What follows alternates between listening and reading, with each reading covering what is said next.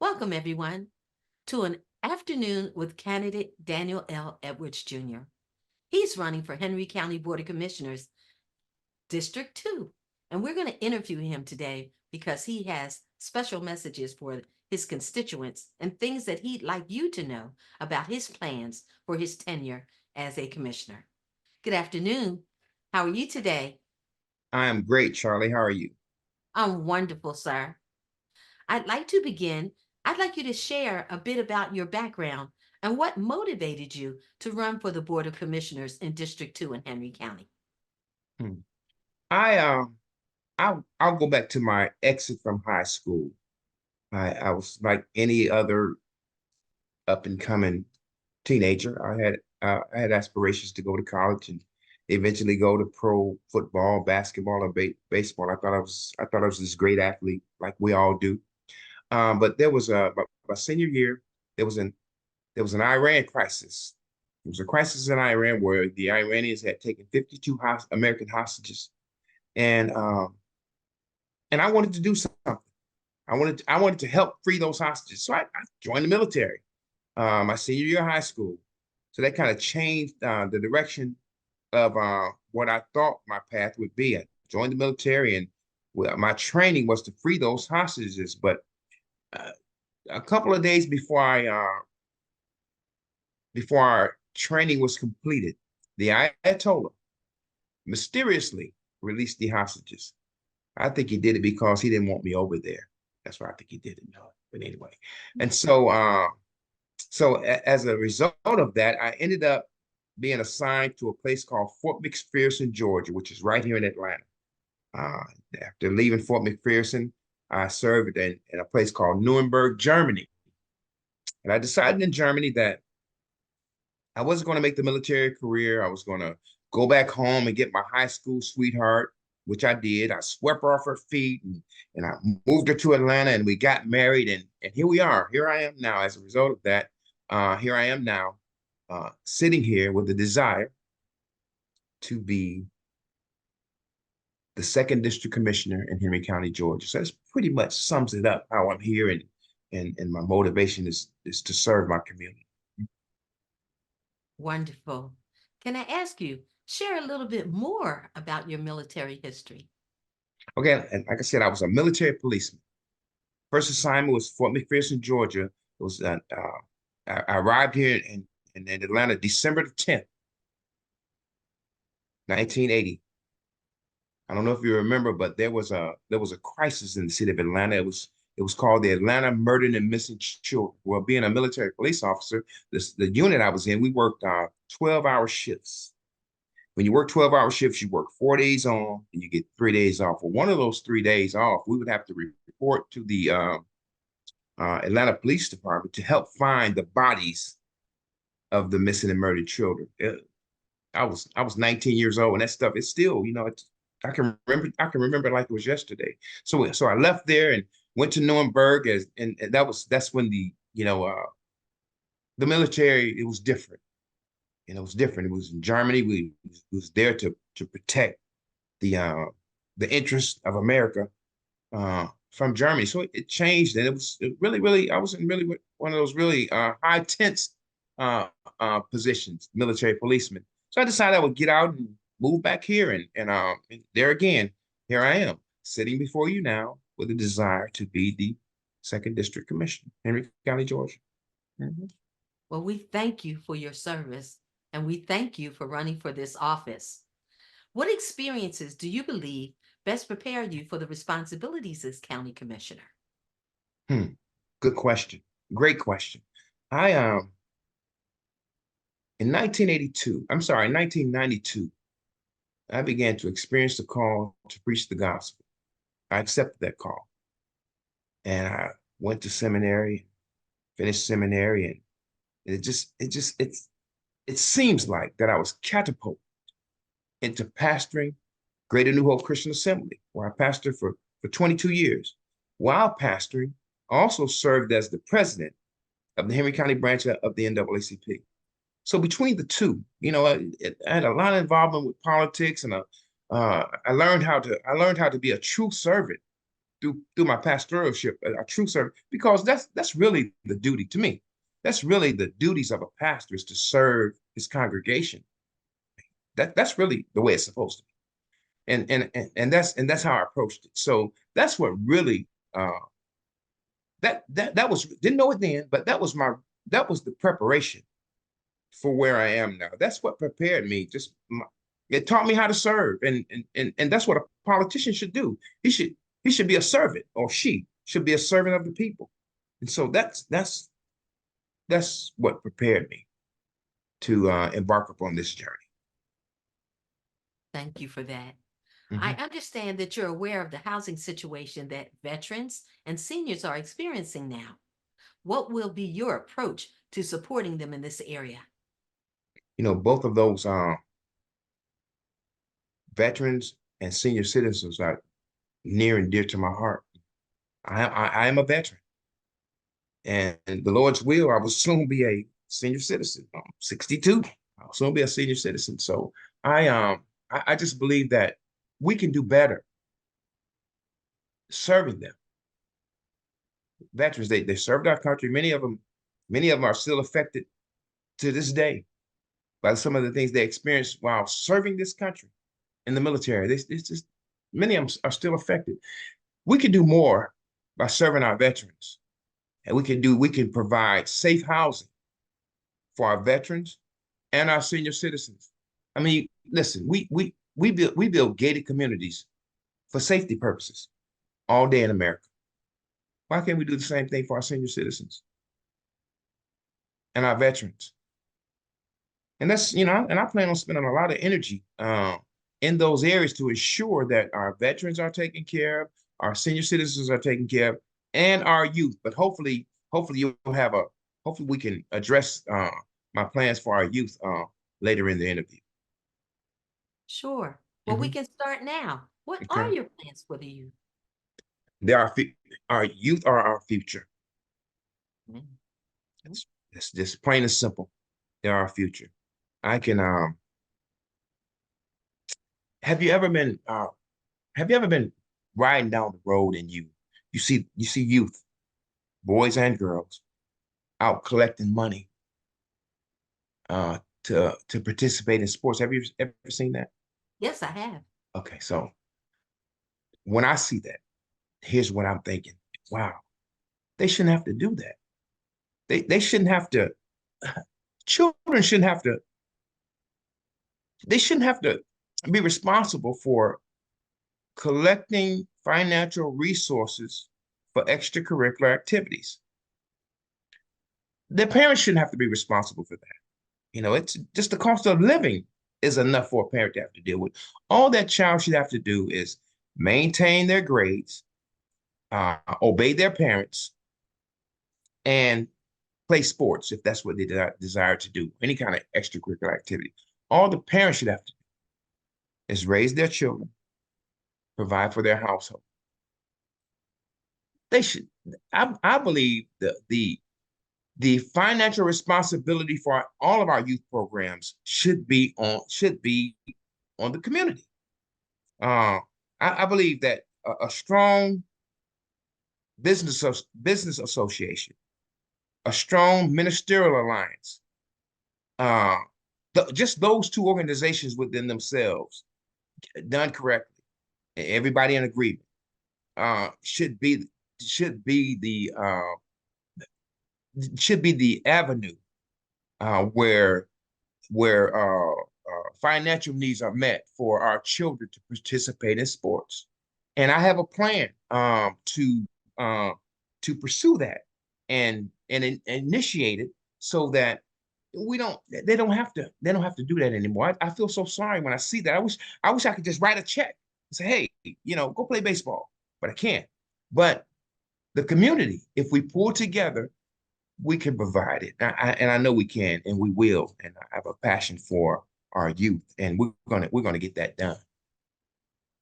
Mhm, Very good. Very mhm, much needed in the community. mhm. So, can you discuss your strategies for supporting local businesses and how will you attract new investments into the district? Well, there it is. That business association is it's really, really important because what you do in that business association is that first of all, your regular meetings, everyone gets to know each other. And then in getting to know each other, we already know what different businesses already provide. And so in growing a vibrant community, a vibrant business community, you want to make sure, number one, the needs of the community are being met. And so if we have businesses coming in the community and we really don't understand the needs, then that's how you get uh 3 or 4 Family Dollars in a 2 mile radius, Mm. or 5 gas stations in a 2 mile radius. It's not monitored. And so what happens is as those businesses erect and as time go by, what you do if you don't do it correctly, you set the community up for blight. Mm. Because all those businesses do those type of businesses, all they do is once they're not making, they leave and there's an abandoned building. That's pretty much how it happens. But if you have a strong business association and a vibrant business association, they say, hey, listen, Commissioner, we already have a Family Dollar. We don't need another Family Dollar. And so now it's my job to say, oh, no more Family Dollars. But you don't. So that's kind of how you would really grow a strong business community, to understand the businesses, build relationships, understand the needs of the business and what needs are already being met. And so it's not so much because if you don't do it correctly, they'll begin to compete with one another. Somebody will go out of business. So if you monitor these things, you won't have that. That wouldn't be a great challenge. You understand? Does that answer the question? Yeah, Yes, it sounds like you're talking about planned infrastructure. Is that what you exactly. mean, sir? Well, planned infrastructure is a little bit different, because so it's a little bit different. What infrastructure does is it prepares your roads and sewer and water before the buildings are erected. And that's another challenge that I don't think is being met properly. I think that we develop and then we go back and address infrastructure. The county does what's called a overlay map. Every 3 to 4 years, I might not have the number right, but they have an overlay map. And what that overlay map does, it shows the projection of of where development is projected to go, the type of development. And so if you study that, then you should be able to stay ahead of development. Your infrastructure should be able to stay ahead of development. And when you're able to do that, what happens is you inconvenience the community less when you prepare the infrastructure first. You ever seen a building the development will go up, and they'll have a new road pretty much. Development will go up, and then 6 months later they come and add turning lanes. Oh, yeah. Somebody wasn't thinking, or the thought process wasn't thought all the way through. And so that's the kind of things I look at when it pertains to infrastructure and development. Hmm. Got it. Hmm. Wonderful. Hmm. Well, as you know, public safety is concerned for many of the residents in the county. What are your plans to ensure safety and security, not just in District 2, but to support the county as a whole? And I'm glad you worded that question like that, because although I am the District 2 commissioner, I'm running for the seat of the District 2 commissioner. Public safety is a countywide issue. And so when you talk about public safety, this is just my philosophy. I believe it starts with those who provide the public safety, law enforcement. And so if the first challenge is to make sure that our law enforcement is properly manned. In other words, that they're that we have enough police officers to do the job that we expect them to do. Well, what attracts good police officers? Good salaries. We can't come to be this great county and pay our police officers peanuts.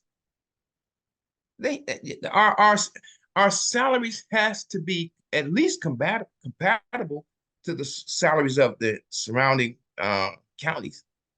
I would like for it to be greater because that's the way you attract good police officers. If you have the resources, if you have the funding, then it should be reflected in the salaries of those who are challenged or those who are challenged to provide public safety. So that's the first step. You have to make sure that the police department is properly manned. Well, there's a way to do that. Pay them. That's pretty simple. And then you have to focus and concentrate on police community relationships. You have to focus on that. You can't ignore that because for reasons out of our control, here in the last, I'm just going to say 10 years or so, the trust in the community and the police department is diminishing. I don't mean that every police officer is a bad police officer. It's just diminishing. So you have to do things to begin to build those relationships back again. Because I know a ton of police officers, and I know great police officers. And out of all the police officers I know personally, I don't know any of them that's bad men or bad people. I don't. I know some that may be a little bit disenfranchised with their situation with their jobs. That's why it's important for me as a commissioner to make sure they understand that I support them, that I have their back. And I'm that guy. When I say I have your back, you don't have to look around and see if I'm there. I'm there. And that's how I approach our law enforcement police officers. You have to encourage them and let them know that you have the back. Even the police chief, the police chief has to know that his commissioner support him. And so those are the things those are the first steps in improving public safety. Wonderful. Mhm. So what are your views on police patrols and drones? Well, I tell you, that's one of the ideas I would like to implement. I know in the District 2, down on the south end of District 2 in Fairview area, I believe like the city of Stockbridge, it has a police department, so they do a really good job up there. But the entire District 2 um uh needs the same uh police protection, so to speak. So we have a police precinct, a brand new police precinct. That's what it says on the building anyway. Police precincts that I know we invested at least $1 million. And I don't really quite know the number, but it's brand new. I'm not sure if it's properly manned, if it's not just a shell, or if it's truly a police precinct. Well, I want to make sure that it's a police precinct, that we have police officers manning the building, that we have police patrol in the area. And so, and then along with that, I would like to invest more in police drones, and drones, because it's a proven fact that drone policing is up and coming right now, and it is effective. And so I would like to invest in police drones and more police officers and manning the police precinct in the Fairview area. So when you look at safety, you have to look at it as a whole, entire county. So all the needs that need to be met in the entire county need to be addressed by all the commissioners. In other words, when it comes to public safety, you can't be separate. Commissioners it can't be just about your district. It has to be about the entire county. And so that's my philosophy. That's how I look at it, because at the end of the day, it's about improving the quality of life for the entire county. Wonderful. Thank you for that. How do you plan to engage with the residents of District 2 to ensure that their voices and their concerns are heard? I think it was 2003. think that was the year I became the president of the Henry County branch of the NAACP. Uh, we established through that organization monthly town hall meetings. We would do them on Saturday, I think it was every third Saturday at Fairview Elementary School. And what I was trying to eliminate, you remember now, controversy or problems uh, uh, create community activity. In other words, they, we flood the meetings when there's an issue. But what I wanted to create, I am that proactive guy.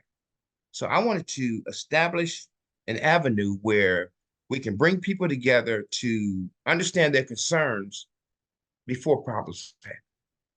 So we did that once a month. So I want to do that same. And I understand there's a few commissioners that may be doing it, and I'm not really sure, but I want to continue that same concept that I did when I was the president, when I'm the commissioner, to meet with my constituents on a regular basis to understand their concerns and their desires and their needs before there's an issue. So that's how I'm going to address that through community meetings, regular community meetings. That's brilliant. Mm-hmm. Correct. Mm-hmm. I have one last question for you, sir. Okay. Diversity and inclusion are critical in a community. How will you ensure that all groups in District 2 feel represented and have equal access to opportunities? Okay. Well, first of all, I will be a representative of all people. I am politically mature. Uh, um, that's why when I embarked upon this journey, I made it uh, my mission or my business, not to. I feel some kind of way when I ask a sitting politician to endorse me or a popular entertainer to endorse me. I made it my business that I wouldn't do that. First of all, the number one reason I did it because when it's all said and done, and I'm elected as the second district commissioner, I didn't want anybody to receive the glory but the Lord. I didn't want any man or any person to feel like that they personally got me elected. And I believe that as a candidate, I put sitting politicians in an uncomfortable position to ask them for their endorsement because we're living in a very immature political climate where candidates they'll get upset if someone else endorses their challenger. I don't have an issue with that. People have a right to endorse or to support whoever they want to support. They have a right to vote for whoever they want to. But my mentality is that whether you vote for me or not, when I win, all that is gone. I still have to represent you, and I will. And so I plan on being a representative of all the people, Republicans and Democrats. There's Republicans live down in the, and I'm running on the Democratic ticket. But once I'm elected, all that's supposed to be out of the window. I'm supposed to, whether you're a Republican or Democrat, I'm still supposed to represent you. And that's my approach.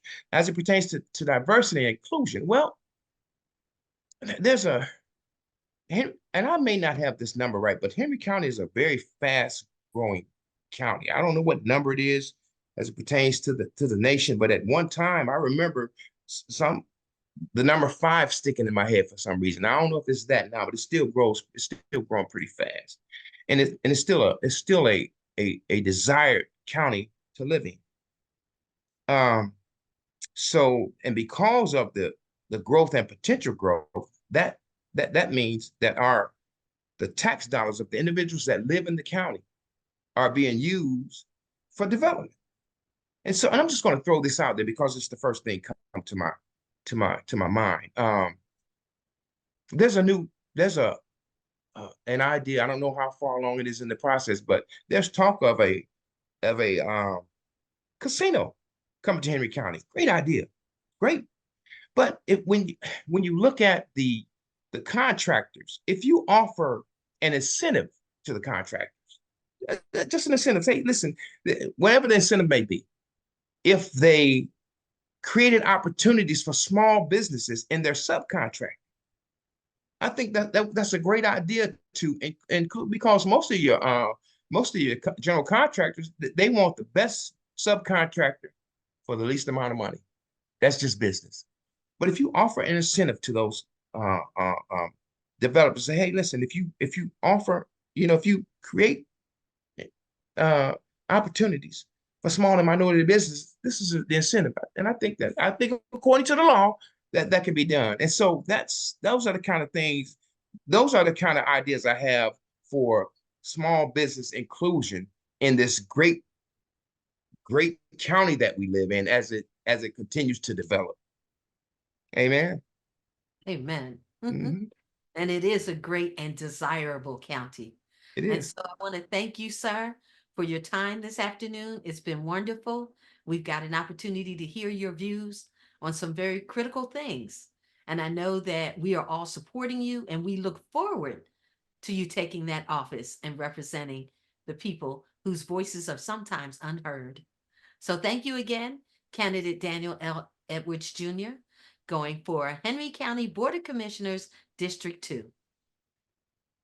Thank you. My pleasure.